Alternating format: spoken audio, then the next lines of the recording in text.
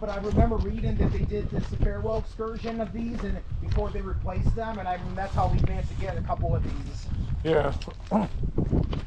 Well, eventually they're going to be historic, you know. Yeah, well, yeah. All right, you might as well get your good money. At some point, what you see running now is going to eventually one day wind up in the museum. If you guys can get one donated now, right? Why not? Take it. Like those silver L cars, I actually got a chance to ride some of those where they were still in service.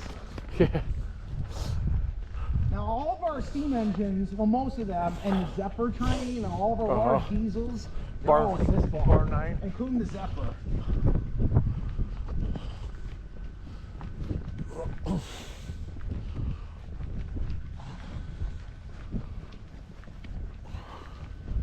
There are more barns further back there, but I can probably show you those some other time. But I want to show you all the public barns first. Yeah, maybe I'll come up here with some family, like cousin and his kids, you know, because his boys, they love trains, dude, here's you know. The Zephyr. Ooh. Yeah, so if you want to know the pinnacle, like the Zephyr here, represents the pinnacle of rail transportation. Still have the name Zephyr because I rode it. I rode it from like Texas to. But this is the Nebraska Zephyr. Yeah.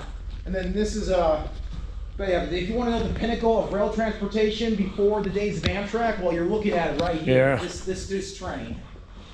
Because they have a service called Zephyr still. Yeah.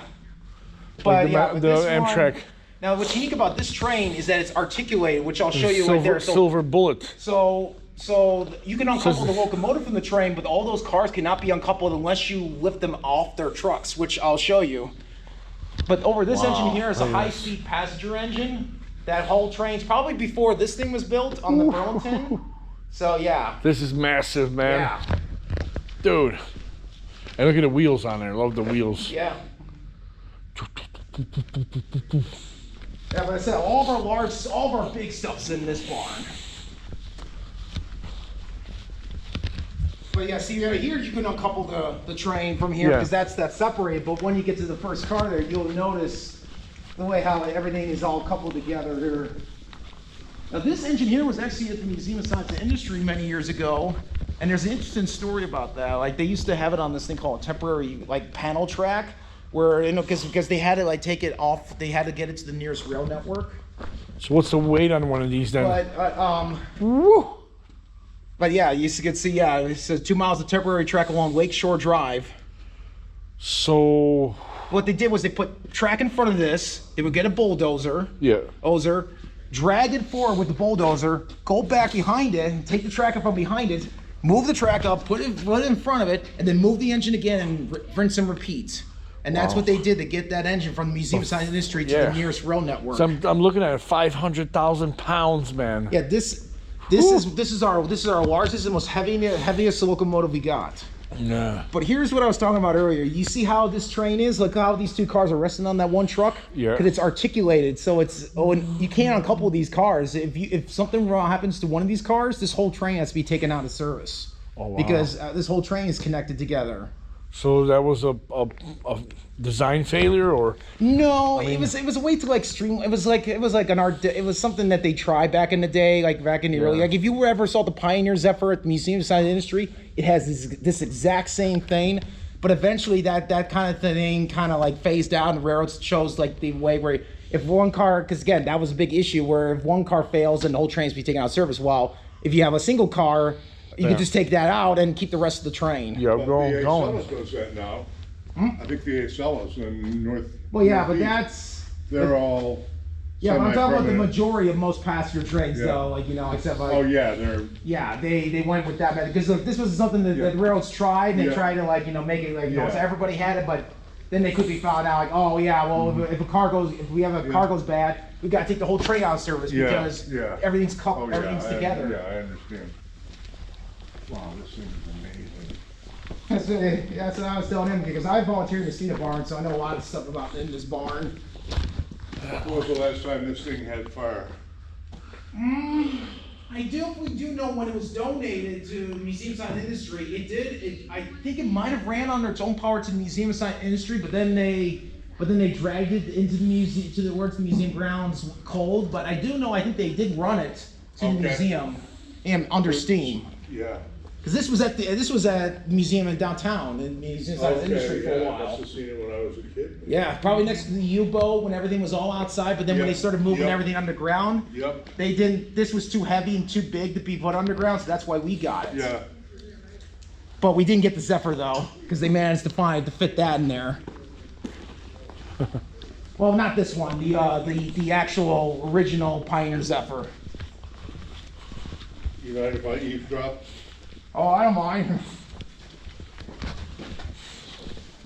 But yeah, as you see, like, so most of these are all passenger cars, but this is the one where, like, if you come in the museum certain days, we actually do have a dinner train service, because this car, this is the dining car. Now, I know you told me earlier about the dining car thing, like, well, yeah, this car has the exact same problem, but however, if we have a catering service, we are allowed to like service stuff in the kitchen, but we just can't use the like the stoves and the dishwasher stuff because then that's a big no-no. But we do allow catering, so that's why we're still able to do dinner trains on this one.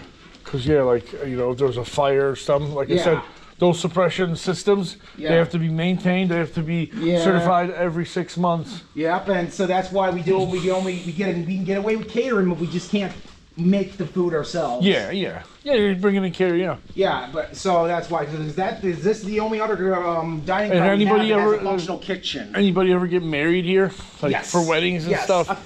2 years ago, I was here and I saw somebody get married. Now this thing here is actually unique. It was built here in the United States, but it was meant to go to Russia, back then known as the Soviet Union. But see, when the Cold War started, you know how tensions were like between us and the Soviets. Oh, they weren't very good. So Little Joe's. So basically, they were like, I know you ordered this, but we don't like you guys anymore, so we're keeping the rest of these. So if whatever we sent you, this is what you're getting. Even though you ordered more. On their Pacific run.